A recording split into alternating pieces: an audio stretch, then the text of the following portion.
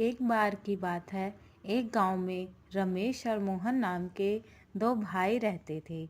बड़े भाई का नाम रमेश तथा छोटे भाई का नाम मोहन था। रमेश की शादी हो चुकी थी।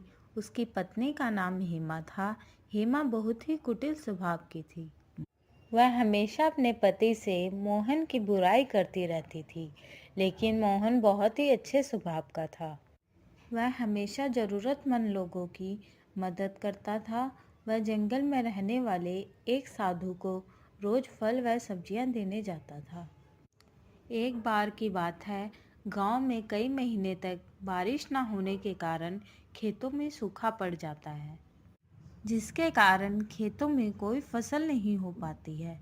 फसल न होने के कारण उनके घर में अनाज की तंगी हो जाती है। एक दिन रमेश की पत्नी रमेश से कहती है, हमारे पास अब अधिक अनाज नहीं बचा है, जो था वो खत्म हो चुका है। इतना ही अनाज बचा हुआ है। इतने अनाज में हम तीनों का गुजारा कैसे होगा? दूसरी फसल तैयार होने में अभी कई महीने लग जाएंगे। क्यों ना हम मोहन को अलग कर दें, जिससे हमारा गुजारा आराम से हो जाएगा। फिर रमेश हेमा से कहता है, तुम सही कह रही हो। हमें मोहन को अलग कर देना चाहिए ताकि हम अपना गुजारा कर सकें। फिर वह मोहन को आवाज़ देता है। फिर उसकी पत्नी बताती है, मोहन घर पर नहीं है, वह कहीं बाहर गया है। लेकिन मोहन साधु के पास गया था। जब मोहन घर वापस लौटता है, तब घर पहुंचकर रमेश की पत्नी से कुछ खाने को मांगता है। तब उसकी पत्नी कहती है, आज कुछ खाने को नहीं है। जो अनाज था वो खत्म हो चुका है। अब मैं खाना कहाँ से लाऊं? तब तक वहां रमेश आ जाता है। फिर रमेश मोहन से कहता है, अब अनाज नहीं बचा है और ना ही इस बार फसल हुई है, इसलिए तुम्हें खुद अपने खाने का इंतजाम करना होगा। मैं तुम्हें पुराना वाला खेत देता हूँ, तुम उसमें अपना गुजारा करो। और ये घर भी मैंने बनवाया है, इसलिए तुम यहाँ नहीं रह सकते। रमेश की ये सारी बातें सुनकर मोहन बहुत दुखी हो जाता है और वहां से चला जाता है।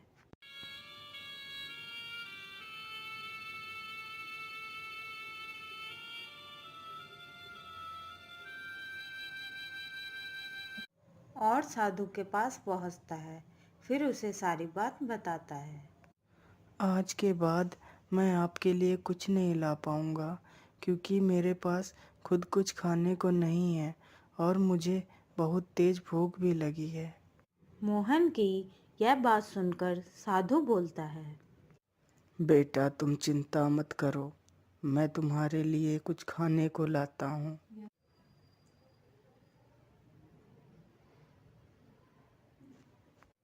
फिर साधु उसे कुछ खाने को देता है और मोहन खाना खा लेता है। फिर साधु उसे एक जादुई घड़ा देता है और कहता है, बेटा, ये घड़ा लो। तुम इस घड़े के सामने अपनी जो भी इच्छा प्रकट करोगे वह पूरी हो जाएगी। लेकिन याद रखना, अगर इस घड़े के सामने अन्य व्यक्ति ने अपनी इच्छा प्रकट की तो उसकी मृत्यु हो जाएगी। ठीक है बाबा, मैं इस बात को याद रखूंगा। फिर मोहन वहां से घड़ा लेकर अपने खेत के पास पहुंचता है और घड़े से कहता है, हे जादुई घड़े, मेरे लिए एक घर बना दो। फिर घड़े के जादू से उसका बहुत सुंदर घर तैयार हो जाता है। ये देखकर वह बहुत खुश हो जाता है। फिर वह घर के अंदर जाता है।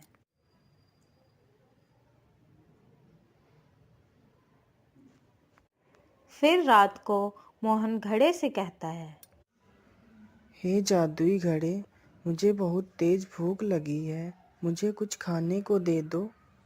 जैसे ही मोहन खाना मांगता है, उसके लिए तुरंत एक खाने से भरी हुई थाली प्रकट हो जाती है। फिर वह खाना खा लेता है और सो जाता है। फिर एक दिन रमेश अपनी पत्नी से कहता है, पता नहीं मोहन इतने दिनों से कहाँ है, दिखाई ही नहीं देता। फिर उसकी पत्नी कहती है, हमें क्या मतलब है, कहीं भी रहे।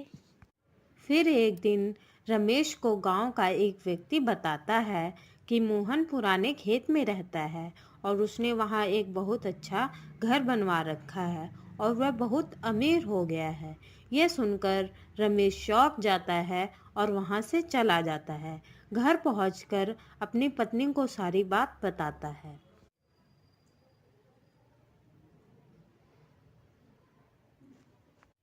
फिर रमेश की पत्नी उसे कहती है, ये कैसे हो सकता है, इतनी जल्दी वो अमीर कैसे हो सकता है। अभी कुछ दिन पहले हमने उसे अलग किया था। फिर रमेश कहता है, हमें जाकर पता लगाना होगा कि वह इतना अमीर कैसे हो गया।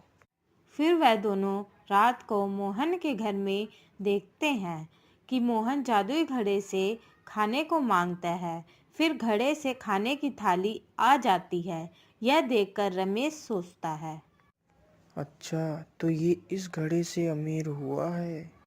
फिर मोहन खाना खाकर सो जाता है। फिर रमेश घड़े को चुरा कर ले जाता है और सुबह होते ही उस घड़े से कहता है, हे जादुई घड़े, मुझे बहुत सारा सोना दे दो। जैसे ही रमेश अपनी इच्छा घड़े के सामने प्रकट करता है, उसकी तुरंत मृत्यु हो जाती है। यह देखकर उसकी पत्नी जोर जोर से रोने लगती है और कहती है, हाय हाय, ये क्या हो गया आपको, हे भगवान, ये क्या कर दिया आपने। फिर वह दौड़कर मोहन के पास जाती है।